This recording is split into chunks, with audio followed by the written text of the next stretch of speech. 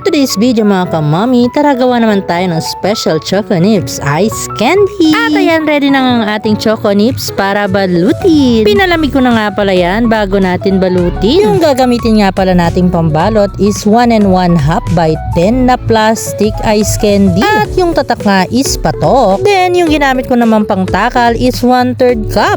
Para naman din pantay-pantay yung ice candy natin. At syempre para makapag-costing tayo ng maayos, gagamit din nga pala tayo ng embudo para naman shoot na shoot. Nung una nga sinubukan ko yung 1 by 10 kaso nga talaga hindi pwede. Hindi kasya yung embudo natin. Kaya naman 1 1/2 by 10 talaga yung plastic na ginamit ko dyan. Sa mga may gusto nga ng recipe ng ice candy ko, comment lang kayo dyan mga kamami. I-share ko naman. Sobrang easy nga lang nito mga kamami at patok na patok sa mga bata. At ayan na nga mga kamami, nag-start na ako magbalot. Syempre halu-haluin muna natin. Syempre kailangan malamig na bago balutin yan. Huwag mo nga lang din masyadong punuin yung takalan. Sa mga tulad kong stay at home mom, try nyo na to mga kamami. Lalo na nga kung may ref naman kayo sa bahay nyo. Dagdag income na din kasi ito. Hindi ganon kalaki yung tubo o yung kita pero goods na to mga kamami kesa naman wala, diba? Ngayon kung maraming bata sa bahay nyo mga kamami, pakibantayan yung ref. Baka nga kasi maunahan kayo. Makain na nga ng mga bata bago nyo pa naibenta. Yung una ko nga kasing ginawa na lang cup flavor. Abay, binalik-balikan ng mga bata sa ref. Kaya naman hindi ko nakuha yung expected kong tubo. Pero sobrang nakakatuwa nga lang din dahil hinahanap-hanap pa rin hanggang ngayon ang aking langka flavor na ice candy. At dahil naubusan naman na nga ako ng langka flavor, eto, try natin ang Choco Nips Ice Candy. Syempre, dapat try naman natin yung ibang flavor, diba? At yan na nga yung unang nabalot ko. Chine-check ko nga yan kung pwede na ba yung ganyang kalaking ice candy. At dahil okay na nga para sa akin yung ganyan, nagtuloy-tuloy na nga ako sa pagbabalot. And finally nga, natapos ko na yung pagbabalot ng aking ice candy. Nakagawa nga ako dyan ng 65 pieces. At according nga sa aking pagkukosting, pwede ko siyang maibenta ng 7 pesos. Hindi man nga ganun kalaki yung tutubuin ko, pero goods na to mga kamami kesa naman wala. Hindi ko rin naman pwedeng ibenta ng mas mura. Abay, wala na nga akong tutubuin, hindi ko pa mababawi yung aking mga